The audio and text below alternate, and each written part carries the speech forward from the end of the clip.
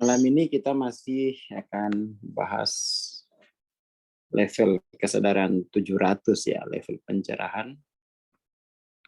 Jadi ini level di mana ada dua ya, di level 700 itu ada dua keadaan. Yang pertama, ruang waktu telah terlampaui, ruang waktu telah terliputi. Dan keadaan kedua, selain ruang waktu yang telah diliputi, juga ada pengalaman diliputi ya, diliputi oleh kehadirannya. Jadi ada dua, ini ciri khas ya, ciri khas di dimensi ketujuh, dia bisa mengkonfirmasi dua hal ini. Kita lanjutin ya pembacaannya. Sepertinya seiring evolusi ya, kesadaran di level tertentu selama periode waktu yang bervariasi yang disebut periode pematangan, penyelarasan, dan penyesuaian kembali melalui medan energi yang lebih tinggi. Ada keharusan menyelaraskan kembali dengan fungsi dan lokasi tubuh dan pengembalian fungsi-fungsi fisiologis, samping kemampuan untuk berbicara dan berkomunikasi.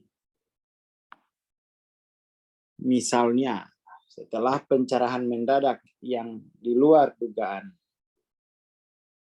Ramana Maharshi bisu selama 2 tahun, jadab ya, atau jadab, sampai dibujuk untuk berbicara. Dia sama sekali tidak memedulikan tubuhnya. Ada lagi Nisargadatta Maharaj, mengembara ke Himalaya dengan berjalan kaki dan terpaksa dibawa pulang ke Bombay. Nanti besok-besok ada berita masalis dari Kebumen gitu ya. Ya semoga. Atau Pak Rudi dari Probolinggo ya. Nanti satu saat besok ada buku yang begitu. Pengalaman subjektif kembali ini adalah respon spontan terhadap cinta, permintaan, permohonan, atau pengaruh orang lain di lingkungan. Dari dalam benak diam, tidak ada kecenderungan pribadi untuk berbicara atau kebutuhan untuk berkomunikasi. Bahkan kebutuhan untuk melanjutkan hidup dalam tubuh atau kebutuhan untuk terlibat ya. Kebutuhan untuk terlibat di dalam ruang waktu.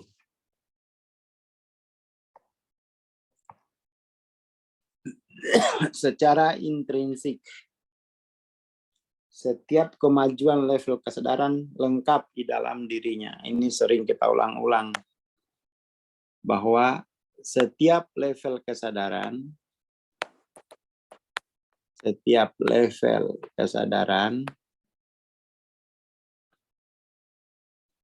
memiliki pengetahuan intrinsiknya masing-masing.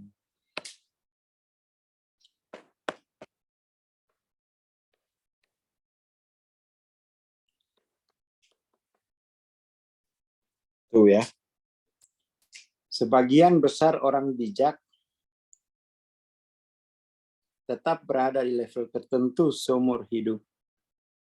Yang lainnya berhasil kembali terlibat dalam fungsi-fungsi di dunia dalam bidang-bidang yang terbatas. Untuk kembali berfungsi di dunia, butuh ya penyesuaian kembali yang sulit dijabarkan, terutama itu soal pembahasaan ya. Jadi soal penggunaan bahasa itu nanti akan dirasakan.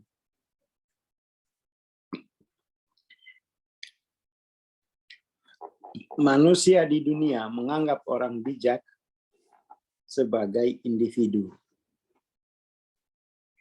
Pada awalnya ini agak mengejutkan karena tidak ada orang individu yang hadir untuk diajak bicara. Yang berevolusi adalah perkembangan sebuah interface dengan dunia yang disebut persona. Ini bukan realitas batin, melainkan memenuhi harapan dunia yang menganggap diri sejati berlokasi sebagai tubuh individu dan terpisah dan identitas terpisah. Jadi orang-orang masyarakat secara umum itu melihat orang-orang tercerahkan tetap sebagai berkesadaran individu.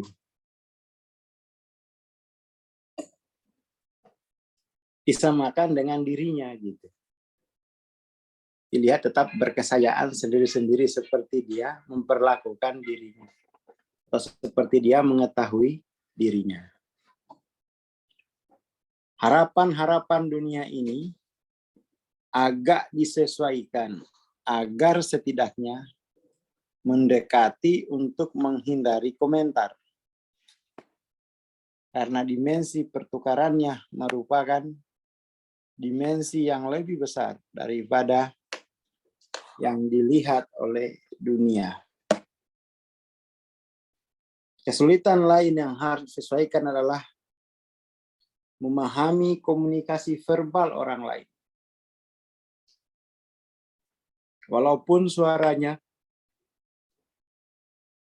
terdengar, ada jeda pendek saat proses terjemahan batin mengungkapkan apa maksud kata-kata pembicara. Maka persona tampak berfungsi sebagai interface penerjemah dan perkembangannya bersifat otonom. Mungkin bahkan ada jeda selama bertahun-tahun sebelum fenomena seperti ini muncul. Beberapa orang bijak ya tidak pernah meninggalkan lokasi ya, jadi tidak mau keluar ya, nggak mau pindah. Ramana Maharshi tinggal di Gunung Aranakula seumur hidupnya. Setelah wafat, ashram tetap aktif dan masih di sana. Nisargadatta Maharaj setelah dibawa kembali dari berkelana ke Himalaya,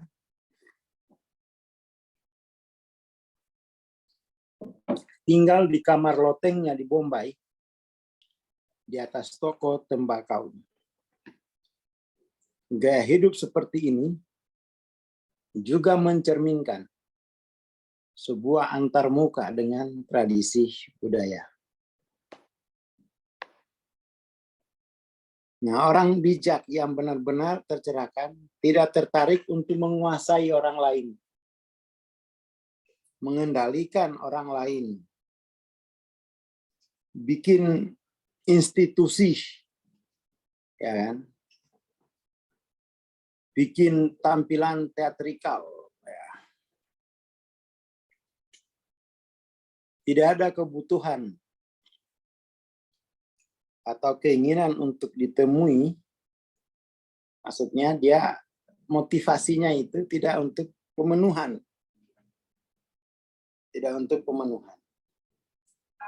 Apalagi untuk kekuasaan mengendalikan orang lain. Juga ucapan sang guru bisa dianggap membingungkan karena pendek-pendek. Langsung ke intinya tanpa perlu mengatakan lebih banyak lagi.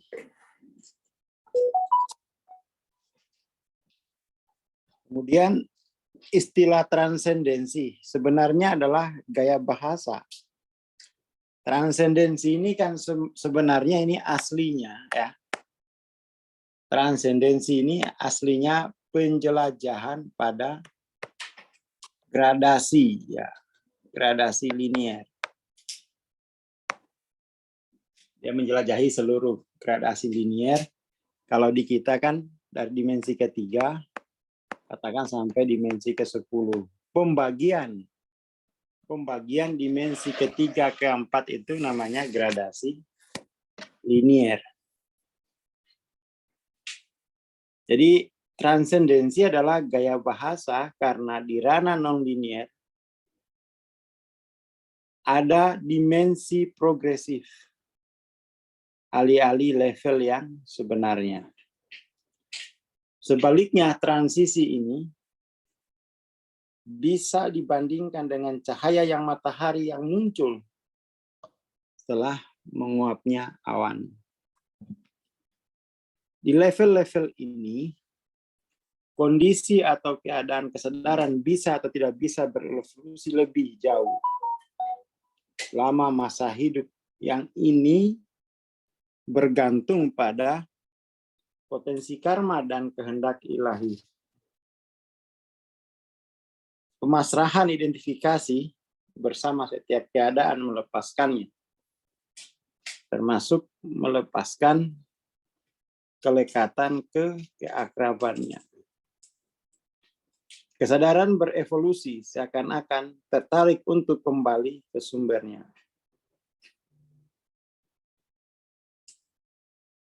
Setiap kemajuan memperluas paradigma kesadaran yang transitif, bersifat transisi, dan memiliki nuansa rumah tertentu.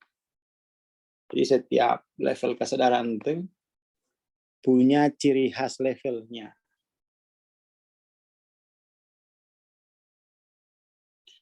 Banyak orang bijak setelah mencapai level 700 tetap berada di level tersebut selama sisa hidupnya. Namun sesekali proses itu berlanjut secara spontan ketika dibiarkan. Setiap level menunjukkan penyelesaian evolusi yang mendahulunya. Tapi itu juga merupakan ambang ke level berikutnya. Secara subjektif, transisi lebih seperti kemunculan atau pengungkapan yang merupakan wewenang kesadaran itu sendiri. Jadi tidak ada mentalisasi oleh pikirannya. Dari level 700 ke atas, penolakan yang bersemayam dalam kesadaran kolektif umat manusia harus dilampaui di dalam diri sang guru. Di 700 itu segala bentuk ya penolakan dalam kesadaran negatif, dalam kesadaran kolektif itu. Jadi kesadaran kolektif itu kan kesadaran dalam ruang waktu kan. Itu ya diliputi ya, dilarutkan. Ini secara fisik subjektif terasa nyaman sampai mencapai level kesadaran kira-kira 800. Ketika gejala fisik menyakitkan timbul dan sistem saraf terasa seakan-akan mengemban terlalu banyak listrik, mengakibatkan perasaan membara. Setiap sesuatu muncul dari kesadaran kolektif, hal ini harus diproses. Itu dalam sejarah ya, Yesus Kristus itu berkeringat darah. Ini peristiwa langka ya. Jadi dalam ilmu kedokteran, ilmu kesehatan, fenomena biasanya orang tidak akan kuat menanggung penderitaan karena berkeringat darah ini. Sebelum berkeringat darah itu biasanya orang sudah bunuh diri. saking beratnya. Ya. Fenomena, ada istilahnya, fenomena berkeringat darah. Ada istilahnya itu dalam dunia medis. Nah, ini namanya apa istilahnya? Hematohidrosis. Ya, hematohidrosis. Ya, jadi biasanya sebelum orang mengalami itu sudah bunuh diri dulu, saking nggak kuatnya. Ya. Saking nggak kuatnya. Nah itu Yesus Kristus mampu mengcounterbalancing itu. Dan Buddha menyatakan bahwa tulang-tulangnya terasa seakan-akan dipatahkan gitu ya. Atau mungkin misalnya kita ambil sejarah pencerahan Nabi Muhammad, menggigil, ya kan? Rasanya menggigil, mengguncang ya. Ya mungkin tulang-tulangnya menggigil ya, menggigil. Tidak seperti gejala fisik atau kesakitan biasa yang dapat ditangani dengan cara tidak menolak. Sensasi membara ini tetap terasa sampai kesalahan spesifik di dalam kesadaran kolektif diketahui dan secara sukarela dipasrahkan atau dibersihkan. Jadi dia harus, kesalahan apa itu harus diketahui gitu ya. Itu penting. Jadi nggak bisa diafirmasi general, nggak bisa. Dia harus diketahui. Misalnya, saya beberapa hari merasakan setelah Lebaran itu ada apa ya? Ada setelah bulan puasa itu ada perubahan. Ada perubahan di dalam kesadaran kolektif. Ini apa gitu ya? Ternyata setelah ada ketidaksadaran kolektif pada Nature 65. Nature 65 ini dia orang kemudian itu mulai kembali kepada kenormalan lama. Mulai. Jadi jiwa itu akan kembali lagi pada kenormalan yang lama. Ada itu dalam kesadaran kolektif masyarakat kita gitu ya. Jadi setelah puasa itu kan pas awal puasa kan orang masuk pada kenormalan baru kan. Tapi setelah puasa itu secara kolektif orang ingin kembali kepada kenormalan lama, bukan rekontekstualisasi dari hasil selama bulan puasa, tapi orang mau kembali lagi. Itu rasanya, aduh. Kemudian tuh sampai terketahui gitu ya. Oh ada ini dalam masyarakat kita. Setelah terketahui, dibacain saja. Dibacain biar nggak kembali lagi ke dalam kesadaran lama. Ya dibacain ya Aziz, ya Jabbar gitu ya. Ditahan gitu. Ditahan. Biar nggak kembali lagi. Tapi sebelum diketahui itu rasanya aduh, badan tuh kayak apa ya? Nggak enak banget. Ternyata dalam ruang waktu itu ada Nature 65. Nature 65 yang orientasinya adalah ingin balik. Jadi puasanya itu dianggap sudah selesai gitu loh. Mestinya kan setelah selesai puasa maka kehidupan sosial itu direkontekstualisasi dari konteks puasa gitu ya. Bukan, alhamdulillah puasanya selesai, balik lagi. Ada kesadaran itu yang saya alami gitu ya. Itu rasanya itu, wah, gak enak banget. Gak enak banget. Ya, untung terketahui gitu. Kalau enggak, kan repot. Nggak bisa diceritain. Jadi itu kemudian diketahui bahwa ada kecenderungan itu dalam kesadaran kolektif, tinggal kemudian itu dipasangkan kehadirannya, ya Aziz, ya Jabar, lega. Jadi kita tidak boleh mundur, ya. Maju terus dengan spirit Ramadan gitu ya. Itu ya Aziz, ya Jabar. Tarikan untuk mundur tuh kuat. Jadi dia jiwa kita atau jiwa kolektif mengalami reversal. Mengalami reversal. Dia mengalami reversal. Itu harus ditarik, ditahan dengan ya Aziz, ya Jabar.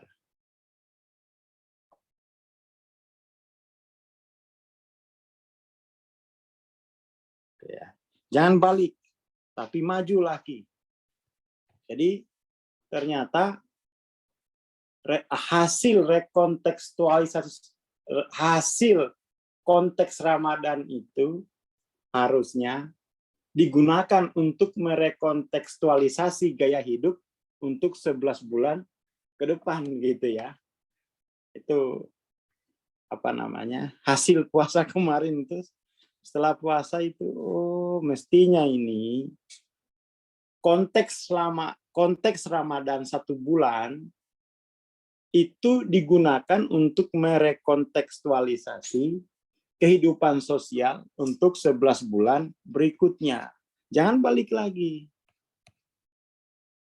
Jangan balik lagi. Ya kan? Jangan balik. Kemarin tuh habis puasa itu menemukan itu gitu ya dalam kesadaran kolektif. Jadi Ramadan itu adalah sebuah konteks dalam merespon situasi sosial. Setelah Ramadan itu, konteks Ramadan itu mesti terus dibawa gitu. Jangan kembali, kalau dia pingin kembali gaya hidupnya tidak seperti Ramadan lagi, itu ditahan dengan ya Aziz, ya Jabar. Ya itu temuan. Itu temuan, lega akhirnya. Oh ini. Kemarin baru berapa hari udah naik 2 kilo timbangan. Astagfirullahaladzim. Nah, sekarang ditahannya Aziz ya Jabar ini udah ya dia mandek gitu. Dia mandek. Ya. Jadi teman-teman yang kan kalau bulan Ramadan itu kan efektif sekali. Kita punya hidup itu efektif. Ya kan? Nggak banyak yang pemborosan energi baik secara tubuh maupun secara psikis. Ada kepastian gitu. Ada kepastian. Nah itu kembali lagi pada kekacauan, pada kompleksitas kekacauan itu bisa ya Aziz, ya Jabar. Bisa biar kembali efektif seperti konteks dalam bulan Ramadan. Biar efektif. Saya kira itu ya malam ini. Matur nuwun. Selamat malam. Assalamualaikum warahmatullahi wabarakatuh. Mohon maaf lahir batin teman-teman ya. Minal aidin wal faizin. Ya, sampai jumpa minggu depan lagi. Terima kasih Bang.